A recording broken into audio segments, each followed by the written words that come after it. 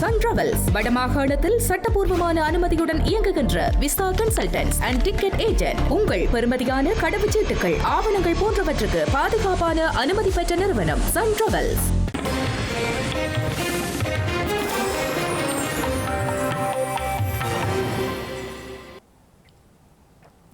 வணக்கம். இது ஐபிசி தமிழின் காலை நேர பிரதான செய்திகள். முதலில் தலைப்புச் செய்திகள். விடுதலை புலிகளின் இடைக்கால திட்டம் தனி நாட்டுக்கான வரைபடம் என்கிறார் GL பீரிஸ். தந்தை செல்வாவின் நினைவு நாளில் தெரிவிப்பு. போலி தமிழ் தேசியவாதிகள் தொடர்பில் விமலேஸ்வரி கண்டனம். தமிழரசு கட்சியின் செயற்பாட்டிற்கும் விசனம். போதைப் பொருட்களுடன் கைது செய்யப்பட்ட பிக்குகளுக்கு தடுப்பு காவல். குற்ற செயலுக்கு தலைமை தாங்கிய பிரதான பிக்குவும் கைது. நளின் பண்டாரவின் குற்றச்சாட்டை நிராகரித்த வீதி அபிவிருத்தி அதிகார சபை. இருமுறை பணம் செலுத்தவில்லை எனவும் தெரிவிப்பு. மேற்கு வங்கத்திலிருந்து ஊடுருவல்காரர்களை வெளியேறுமாறு மோடி எச்சரிக்கை. 4ஆம் தேதிக்கு பின் வெளியேற்றப்படுவார்கள் எனவும் அறிவிப்பு. வெள்ளை மாளிகை துப்பாக்கிச் சூடு. பதில் சட்டம் அதிபர் வெளியிட்ட தகவல். இனி விரிவான செய்திகள். தமிழீழ விடுதலை புலிகளின் இடைக்கால திட்டம் ஒரு தனிநாட்டுக்கான வரைபடமாக காணப்பட்டதாக ஸ்ரீலங்கா முன்னாள் வெளிவிவகார அமைச்சர் GL பீரிஸ் தெரிவித்துள்ளார்.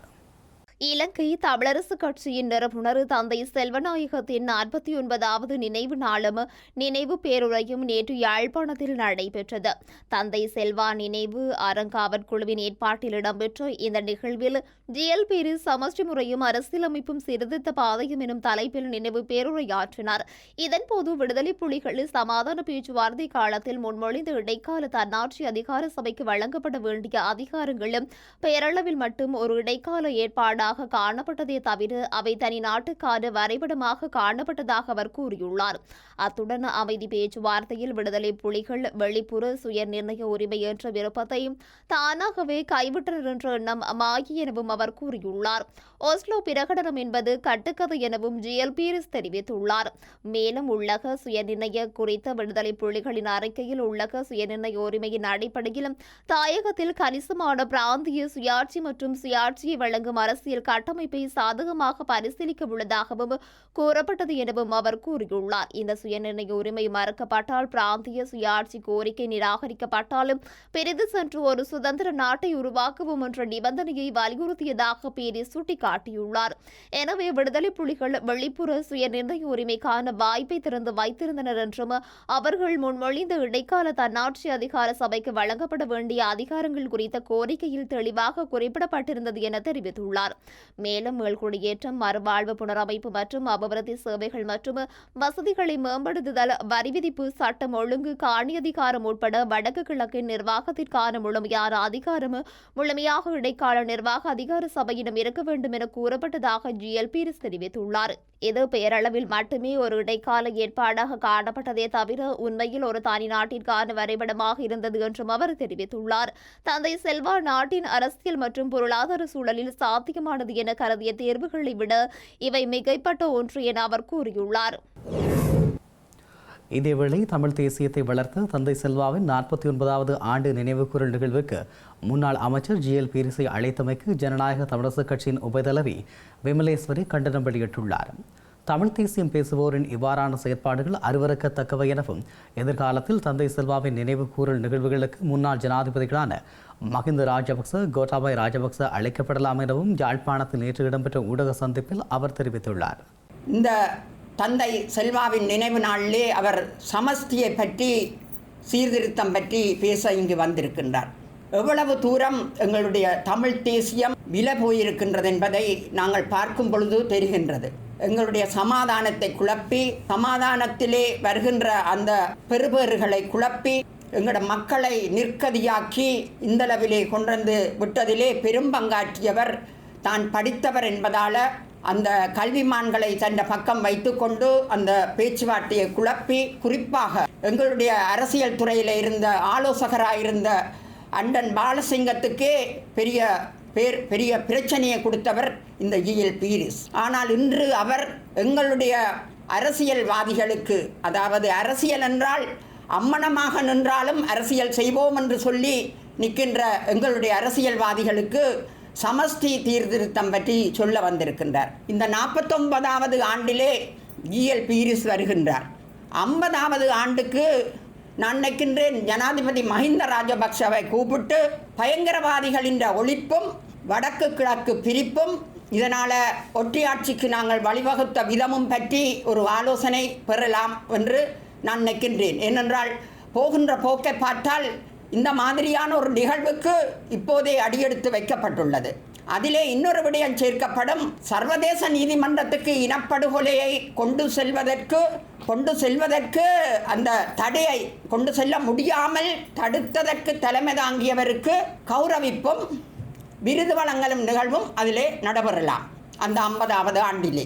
ஏனென்று சொன்னால் அந்த மாதிரியான ஒரு நிகழ்வுக்கு இந்த நிகழ்வு அடியெடுத்து வைக்குது.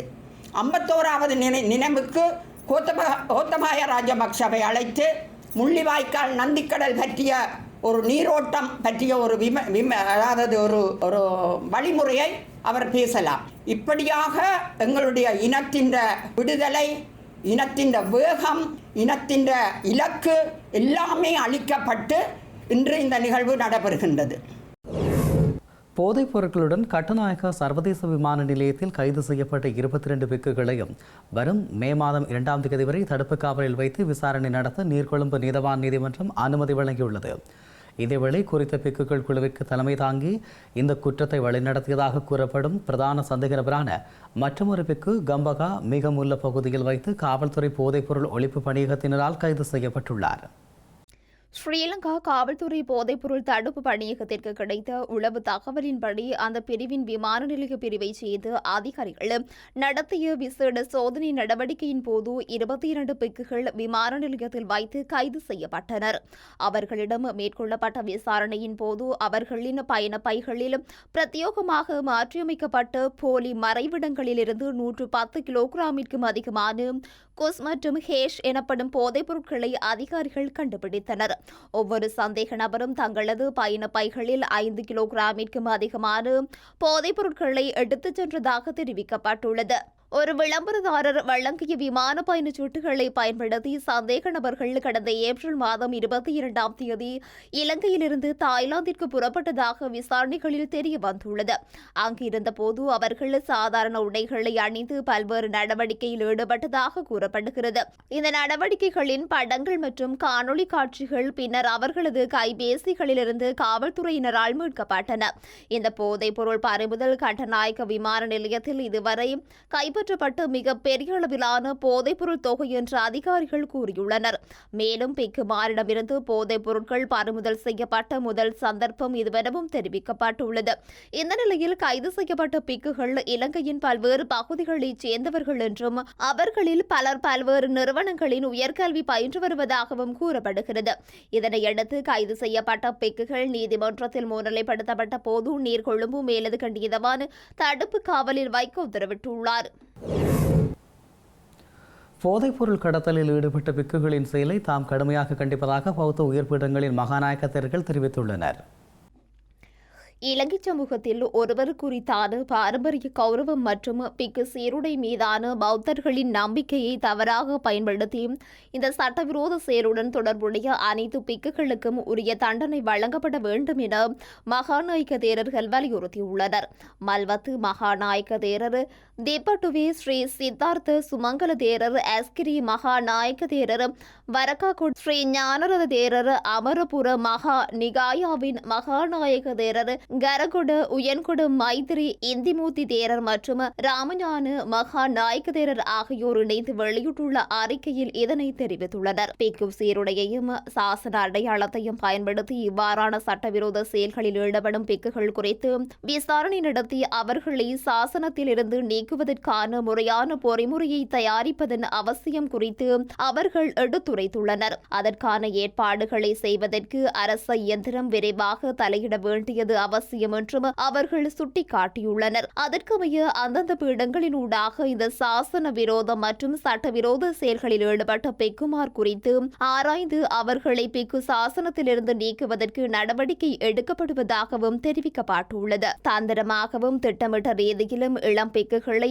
இவ்வாறான சட்டவிரோத செயல்களில் ஈடுபடுத்தும் போதைப்பொருள் வலைப்பின்னல்கள் மற்றும் விநியோகஸ்தர்கள் குறித்து பாதுகாப்பு பிரிவினர் துரித விசாரணைகளை முன்னெடுத்து சட்ட நடவடிக்கை எடுக்க வேண்டும் என மகாநாயக்க தேரர்கள் வலியுறுத்தியுள்ளனர்.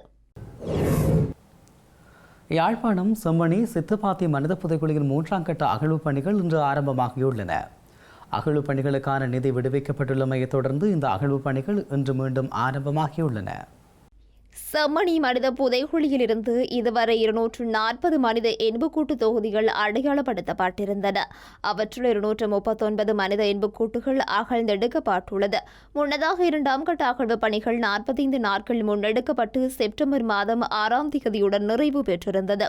இந்த நிலையில் 3ஆம் கட்ட அகழ்வு பணிகள் சுமார் 8 மாதங்களுக்கு பின்னர் இன்று மீண்டும் ஆரம்பிக்கப்படவுள்ளன. ஸ்ரீலங்காவின் திரைசேரியில் இருந்து $2.5 மில்லியன் பணம் இணைய ஊடுருவல்களால் திருடப்பட்ட நிலையில் அவற்றை மீட்பதுடன் நின்றுவிடாது அது எவ்வாறு அவர்களின் கைகளுக்கு சென்றது என்பதை கண்டறிய வேண்டும் என ஸ்ரீலங்கா முன்னாள் ஜனாதிபதி மஹிந்த ராஜபக்ச தெரிவித்துள்ளார். ஸ்ரீலங்காவின் திரைசேரியிலிருந்து $2.5 மில்லியன் பணம் இணைய ஊடுருவாளர்களினால் திருடப்பட்ட நிலையில் சிலர் இந்த தொகை சிறிய தொகை என கூறி வருவதாகவும் இவ்வாறான சம்பவங்கள் மீள இடம்பெறுவதனை தடுக்கவும் பாரிய மோசடிகளை தவிர்ப்பதற்கும் உரிய விசாரணைகள் நடத்தப்பட வேண்டும் என மஹிந்த ராஜபக்ஷ தெரிவித்துள்ளார். குறித்த பணத்தை மீள பெற்றுக்கொள்ள முடியும் என நினைப்பதே ஏமாற்று வேலை எனவும் குறிப்பிட்டுள்ளார். பாரிய மோசடிகள் இடம்பெற்றதன் பின்னர் பிரச்சனையை மூடி மறைப்பதற்கு சிலர் ஊடகங்களில் வெளியிட்டு வருவதாகவும் தெரிவித்தார். ஸ்ரீலங்கா வீதி அபிவிருத்தி அதிகார சபையின் பிரதான கணக்கிலிருந்து ஒப்பந்தக்காரர்களுக்கு $380 மில்லியன் பணம் தவறுதலாக இருமுறை செலுத்தப்பட்டுள்ளதாக ஐக்கிய மக்கள் சக்தியின் நாடாளுமன்ற உறுப்பினர் நளின் பண்டார் முன்வைத்த குற்றச்சாட்டுகள் உண்மைக்கு புறம்பானவை என அந்த அதிகார சபை தெரிவித்துள்ளது. ஸ்ரீலங்கா வீதி அதிகார சபையின் பிரதான கணக்கிலிருந்து 2023ஆம் ஆண்டில் ஏற்கனவே பணம் செலுத்தப்பட்ட ஒப்பந்தக்காரர்களுக்கு சுமார் $380 மில்லியன் தவறுதலாக மீண்டும் பணம் செலுத்தப்பட்டுள்ளதாக ஐக்கிய மக்கள் சக்தியின் நாடாளுமன்ற உறுப்பினர் நளின் பண்டார குறிப்பிட்டிருந்தார். இதற்கு பதிலளிக்கும் வகையில் வீதி அபிவிருத்தி அதிகார சபை விடுத்துள்ள அறிக்கையில் நளின் பண்டாரோ சமூக ஊடகங்களூடாக உண்மைக்கு புறம்பான மற்றும் தவறான தகவல்களை வெளியிட்டுள்ளதாக காட்டியுள்ளது. இந்த குற்றச்சாட்டுகளை மறுப்பதாகவும் இந்த அறிக்கை முற்றிலும் அடிப்படை மற்றும் ஆதாரமற்றது என்பதுடன் உண்மைகளை மறைத்து முன்வைக்கப்பட்டுள்ளதாகவும் அந்த அறிக்கையில் தெரிவிக்கப்பட்டுள்ளது. அத்துடன் தங்களது கணக்குகளிலிருந்து அதுபோன்ற இரட்டை பணம் எதுவும் செலுத்தப்படவில்லை என்றும் எந்த நிதி இழப்பும் ஏற்படவில்லை என்றும் தெரிவித்துள்ளது. யாழ்ப்பாணத்தில் கடந்த 48 மணித்தியாலங்களில் 13 பேர் போதைப் பொருட்களுடன் கைது செய்யப்பட்டுள்ளனர். யாழ்ப்பாணம் தலைமையக போதைப்பொருள் தடுப்பு காவல்துறையினர் நடத்திய சோதனை நடவடிக்கையின் போது இந்த கைது முன்னெடுக்கப்பட்டது. இதன்போது ஹெரோயின், போதை மாத்திரைகள் என்பன கைப்பற்றப்பட்டுள்ள நிலையில் கைதானவர்களை மேலதிக விசாரணைகளுக்கு பின்னர் யாழ்ப்பாணம் நீதவான் நீதிமன்றில் முற்படுத்த நடவடிக்கை எடுக்கப்பட்டுள்ளது. இந்தியாவின் மேற்கு வங்கத்தில் 2ஆம் கட்ட தேர்தல் 29ஆம் தேதி நடைபெறவுள்ள நிலையில் ஊடுருவல்காரர்கள் அனைவரும் நாட்டை விட்டு வெளியேற வேண்டும் என பிரதமர் நரேந்திர மோடி எச்சரிக்கை விடுத்துள்ளார். இல்லையெனில் மே 4ஆம் தேதிக்கு பின் அனைவரும் வெளியேற்றப்படுவார்கள் என கூறினார். திரிணாமுல் காங் ஆட்சி செய்கிறது. இங்குள்ள 294 சட்டசபை தொகுதிகளுக்கு 2 கட்டங்களாக தேர்தல் நடக்கிறது. இதன்படி தமிழகத்துடன் சேர்த்து 152 தொகுதிகளுக்கு கடந்த 23இல் முதல் கட்ட தேர்தல் நடந்தது. இந்த நிலையில் 2ஆம் கட்டமாக எஞ்சியுள்ள 142 தொகுதிகளுக்கும் 29ஆம் தேதி வாக்குப்பதிவு நடைபெறவுள்ளது. மேற்கு வங்கத்தில் 2ஆம் கட்ட தேர்தலுக்கான பிரச்சாரம் இன்று மாலை 6 மணியுடன் நிறைவடைய உள்ளது.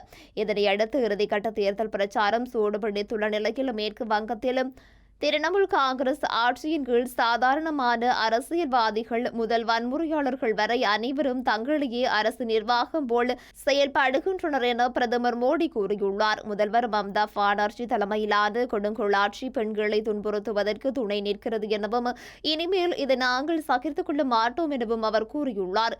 பெண்களை பாலியல் வன்கொடுமைக்கு ஆளாக்கி துன்புறுத்தும் சமூக விரோதிகள் அனைவரும் மே 4ஆம் தேதிக்கு பின் மேற்கு வங்கத்தில் அமையவுள்ள புதிய அரசின் மூலம் சட்டத்தின் முன் நிறுத்தப்பட்டு தண்டிக்கப்படுவார்கள் எனவும் தெரிவித்துள்ளார். அமெரிக்க ஜனாதிபதி மற்றும் அவரது நிர்வாக அதிகாரிகளை இலக்கு வைத்து துப்பாக்கிதாரி துப்பாக்கிச்சூடு நடத்தியிருக்கலாம் என அமெரிக்காவின் பதில் சட்டமா அதிபர் தெரிவித்துள்ளார். வெள்ளை மாளிகை சனிக்கிழமை இரவு ஏற்பாடு செய்து செய்தியாளர்களுக்கான இரவு விருந்தில் துப்பாக்கிச்சூடு நடத்திய நபர் கைது செய்யப்பட்டுள்ளார். கைது செய்யப்பட்ட சந்தேக நபரான 31 வயதான கோல் தோமஸ் அலன் கலிபோர்னியா தொழில்நுட்ப கழகத்தில் தனது பட்டப்படிப்பை முடித்த பின்னர் பகுதி நேர ஆசிரியராகவும் காணொலி விளையாட்டுகளுக்கு உருவாக்குநராகவும் பணிபுரிந்து வந்ததாக கூறப்பட்டுள்ளது. இந்த நிலையிலேயே துப்பாக்கிதாரியின் நோக்கம் தொடர்பில் விசாரணைகள் நடத்தப்படுவதாகவும் ஆனால் அவர் நிர்வாக அதிகாரிகளை இலக்காக கொண்டிருந்தார் என்று அமெரிக்க பதில் சட்டமா அதிபர் கூறியுள்ளார். அமெரிக்காவின் மத்திய புலனாய்வு பிரிவு மற்றும் பயங்கரவாத தடுப்பு பணியகம் ஆகியன இணைந்து விசாரணைகளை மேற்கொண்டு வருகிறது. செய்திகளின் நிறைவாக மீண்டும் தலைப்புச் செய்திகள். விடுதலை புலிகளின் இடைக்கால திட்டம் தனி நாட்டுக்கான வரைபடம் என்கிறார் GL பீரிஸ். தந்தை செல்வாவின் நினைவு நாளில் தெரிவிப்பு. போலி தமிழ் தேசியவாதிகள் தொடர்பில் விமலேஸ்வரி கண்டனம். தமிழரசு கட்சியின் செயற்பாட்டிற்கும் விசனம்.